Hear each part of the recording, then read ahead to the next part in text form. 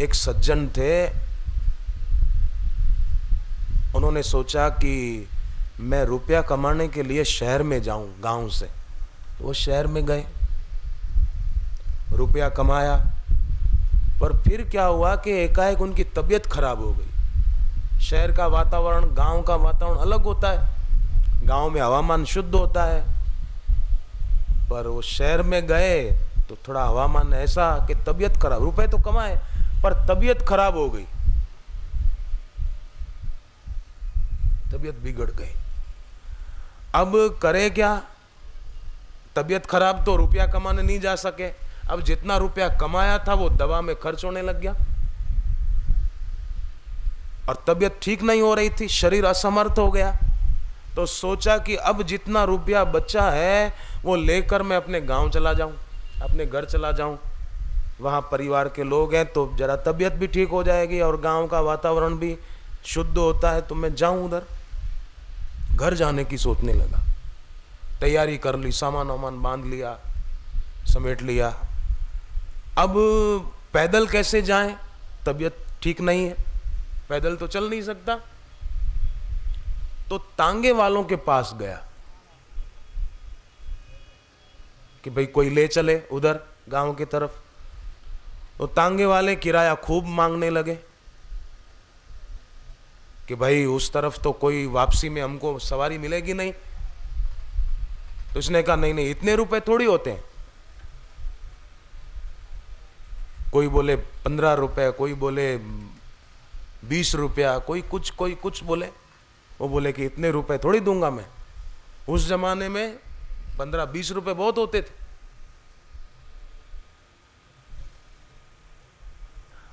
अब क्या करूं?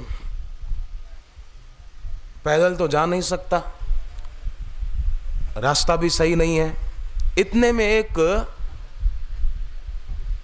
घोड़ा बेचने वाला आदमी आ गया, और मात्र 10 रुपए में, वो जमाने का बहुत साल पहले की बात है, 10 रुपए में बोले घोड़ा है। उसने सोचा ये 15 रुपया किराया मांग रहे हैं, ये 10 रुपए में तो घोड़ा भी अपना हो जाएगा, इस पे बैठ के चला जाऊंगा। तो उसने घोड़ा खरीद लिया, पर सोचा नहीं कि ये घोड़ा इतना सस्ता क्यों बेच रहा है 10 रुपए में। घोड़े पर सामान लाद के वो आदमी बैठ गया, घोड़ा चलाने लगा। तो घोड़ा चले ही नहीं, और चले ना, समझो 2 कदम आगे चले तो 6 कदम पीछे चले, फिर 2 कदम आगे चले तो 4-5 कदम और पीछे चले, रिवर्स। अब ये आदमी तो बेचारा थक गया। तब इसको पता चला कि वो इतना सस्ते में क्यों बेच गई। अड़ियल घोड़ा है, अड़ियल। अब क्या करूं, बड़ा परेशान हो गया। एक तो तबीयत खराब, फिर ये अड़ियल घोड़ा चले ही नहीं। थोड़ा चले तो उतना पीछे और चले, बेचारा वहीं का वहीं आगे पीछे होता रहा, आगे पीछे आगे पीछे। आप सोचो क्या हालत हुई होगी बेचारे की। परेशान परेशान हो गया, आखिर थक के बैठ गया सिर पे हाथ रख के। तो इतने में वहां से एक महात्मा गुजरे। महात्मा ने उसको पूछा कि क्या बात है भाई, तुम परेशान दिखाई देते हो, उदास दिखाई दे रहे हो, क्या बात है? बोले महाराज ये घोड़ा अड़ियल है, चलता ही नहीं है। 2 कदम चलता है तो 4-5 कदम वो पीछे आ जाता है। फिर अब मैं कैसे, मेरी शक्ति कहाँ और इसकी शक्ति कहाँ? बड़ा अड़ियल है महाराज। महाराज ने कहा तो फिर एक काम कर, मैं तुझे युक्ति सिखाता हूं। अड़ियल है तो क्या हो गया, तू इसी के द्वारा अपने घर पहुंच सकता है। बोले महाराज कितने घंटे बीत गए, मैं परेशान हो गया। अरे बोले मैं युक्ति बताता हूं, देख तू एक काम कर, तुझे जिस तरफ जाना है ना उस तरफ इसकी पीठ कर दे, घुमा दे इसको। हाँ किसको? 4 कदम पीछे ज्यादा चलता है ना, बोले हाँ, बस तो उधर इसकी पीठ कर दे। तुझे उत्तर में जाना तो उधर पीठ कर दे, और मुंह इसका दक्षिण में कर दे। बस लगा इसको एड़ी, लगाम खींच, चाबुक फटकार। तो 2 कदम इधर चलेगा, 6 कदम पीछे चलेगा। भले थोड़ी देर लगेगी पर तू पहुंच जाएगा तेरे गांव। कर ले, ये युक्ति से काम ले तू। वो तो राजी राजी हो गया कि महाराज बात तो बड़ी आपने युक्ति युक्त कही। बैठ गया, उसको पीठ कर दी उधर जिधर उसका घर था, और पहुंच गया। तो हमारा मन भी बड़ा अड़ियल है, चलता नहीं है ईश्वर की तरफ, थोड़ा चलता है ईश्वर की तरफ, ज्यादा चलता है संसार की तरफ। ये मन भी बड़ा अड़ियल है, अड़ियल अड़ियल घोड़ा है, चलता ही नहीं है। तो हम भी युक्ति करें, गुरु जो सीख बताएं उस सीख को मान लें और वैसी साधना करें तो जरूर हमारा मन रूपी अड़ियल घोड़ा लग जाता है। भले देर सवेर पर पहुंच जाएगा, इसी जन्म में पहुंच जाएगा। चिंता करने की जरूरत नहीं है, केवल गुरु की सीख मानने की जरूरत है, बस। और क्या, सीख मान ले कोई और उनके प्रति प्रीति रखे। जो गुरु सीख देते हैं ना, उन गुरु के प्रति जितनी प्रीति होगी, जितनी भक्ति होगी, जितनी श्रद्धा होगी, उतना हम उनके बताए मार्ग पर चलेंगे। गुरु के लिए प्रीति नहीं होगी तो उनके बताई राह पर कैसे चलेंगे? प्रीति होगी तो चलेंगे तो गुरु ऐसी राह बताते कि आदमी पहुंच जाए। आप देखो, गीता जी में एक बहुत बढ़िया बात आती है। आपके घर पर भगवत गीता हो तो आप पढ़ के देखना। 13वां अध्याय और 25वां श्लोक है। उसमें भगवान कहते हैं, अर्जुन अगर तेरे को ध्यान योग नहीं आता हो, ज्ञान योग की बात मेरी समझ में नहीं आती हो, सांख्य योग का कुछ पता नहीं चलता हो, तो तत्वज्ञानी महापुरुष जैसा कहें ऐसा करते जाने से इसी जन्म में कल्याण हो जाता है, मुक्ति हो जाती है, मोक्ष मिल जाता है। वो जैसा कहे ऐसा करे बस। क्योंकि हम नहीं जानते हमारा भला किस में, पर वो जानते हमारा भला किस में है, तो वो जैसा चाहते हैं ऐसा करें बस। योग वशिष्ठ में लिखा है, भगवान राम के गुरुदेव कहते हैं वशिष्ठ जी महाराज, मैंने पढ़ा है योग वशिष्ठ में। गुरु कहते हैं वशिष्ठ जी कि हे राम, जैसा मैं चाहता हूं वैसा तुम करो। राम जी को कहते हैं, भगवान राम को गुरु वशिष्ठ जी कहते हैं, जो मैं चाहता हूं वो तुम करो। राम जी जैसे राम जी को भी गुरु जी ऐसा कहते हैं कि जैसा मैं चाहता हूं वैसा तुम करो। हम सरीखे ज्ञानवान महापुरुषों का संग करो, ऐसा वशिष्ठ जी कहते हैं राम जी को कि हमारे जैसे महापुरुषों का संग करो। जिसने हमारा संग किया है उसको हमने आत्मानंद की प्राप्ति करा दी है।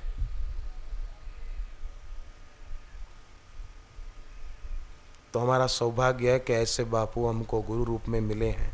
भले हमको सुबह के सत्संग में दर्शन नहीं हुए, परंतु हम सब गुरु जी के दिल में तो थे, तभी तो बापू जी ने फोन से भी हमको कुछ वचन सुनाए। ये बड़ी बात है, किसी महापुरुष के दिल में अपनी थोड़ी जगह बना लेना, ये बहुत बड़ी बात है, बहुत बड़ी बात। ये कोई साधारण बात नहीं है, बहुत ऊंची साधना है। हमारा प्रवचन था विदेश में, हांगकांग है, हांगकांग, वहाँ प्रवचन था। तो कुछ जवान आते थे। अब मेरे को तो अंग्रेजी पूरा बोलना आता नहीं, मैं तो वहीं अपनी भाषा में ही बोलता था। तो कुछ जवान वहाँ आते थे। मैंने एक आखिरी दिन जब भारत आने को था, तो मैंने उनको पूछा कि आप लोग तो मेरी पूरी हिंदी समझते नहीं थे। कभी सिंधी भाषा में भी बोलता था मैं, सिंधी भाषी लोग थे वहाँ ज़्यादा। तो मैंने कहा आप तो वो भी नहीं समझते पूरी, फिर भी आप आते थे क्यों? बोले हम आपका भाव तो समझ रहे थे ना, इसलिए हमको अच्छा लगता था, हम आते थे। पर बोले अब हमारे लिए आप एक संकल्प करिए कि हम जल्दी भारत आएं और बापूजी से दीक्षा लेने का हमको भाग्य मिले, सौभाग्य मिले। आप ऐसा हमारे लिए संकल्प करो, हम जल्दी भारत आ जाएं। अब परदेश में रहने वाले लोग, खूब कमाने वाले और खूब सुविधाओं का उपभोग करने वाले लोग सोचते हैं कि हम भारत आएं, और भारत में रहने वाले कई सोचते हैं कि मैं विदेश कैसे जाऊं, मेरे को वीज़ा कैसे मिले, मैं कैसे जाऊं, मैं वहाँ डॉलर कमाऊं। देखो, सुविधाओं से शांति का संबंध नहीं है। सुविधाएं अमेरिका में बहुत है। आपको नल खोलना नहीं पड़े, नल के आगे खड़े हो जाओ, हाथ आगे करो तो पानी चालू हो जाएगा, और आप हट जाओ पानी बंद हो जाएगा। आपको खोलने की ज़रूरत नहीं, टोटी बंद करने की भी ज़रूरत नहीं। आपको लाइट चालू करनी है तो स्विच दबाने की ज़रूरत नहीं है, ऐसा करो तो लाइट चालू हो जाए, यूं करो तो बंद हो जाए।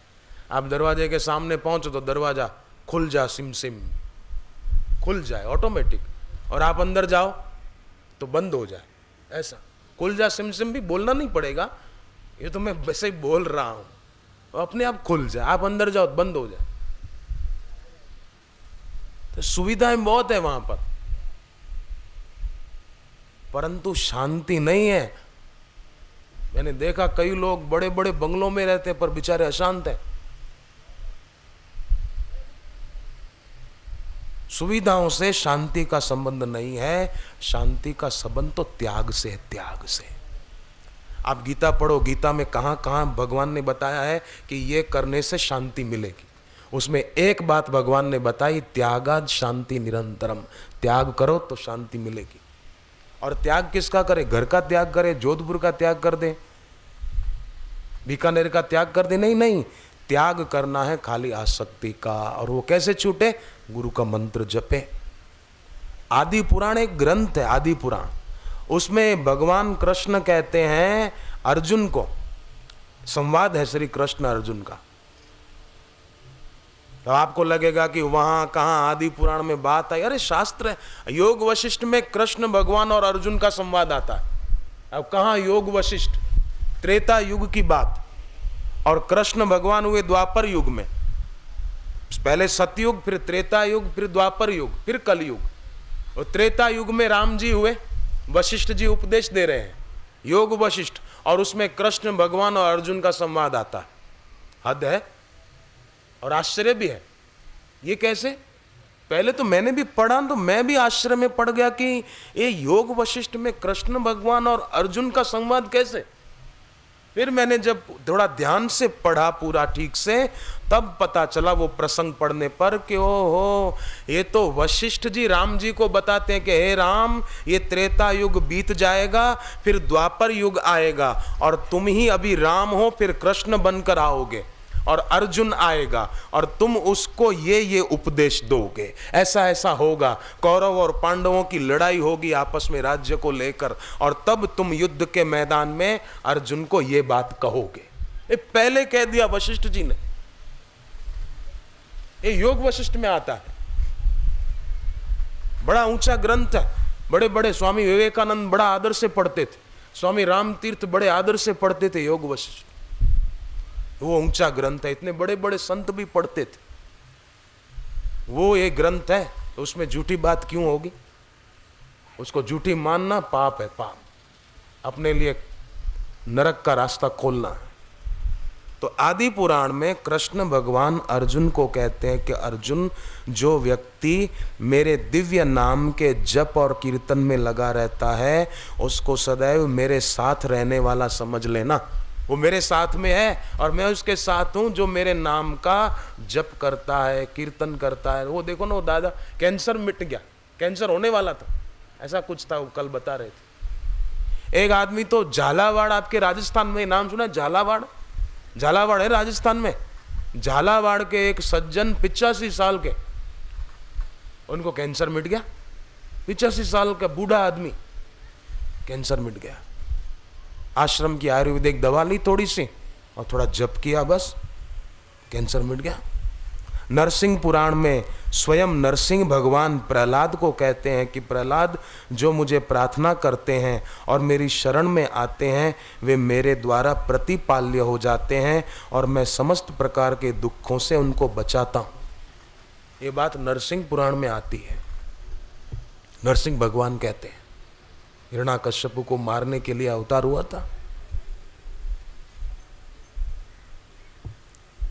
एक बार देवताओं में चर्चा चली कि सबसे बड़ा कौन है।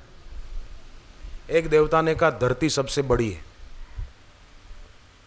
सबको धारण किए हुए है। दूसरे देवता ने कहा धरती सबको धारण किए हुए, पर वो धरती शेष के आधार पर टिकी, तो शेष बड़े हुए।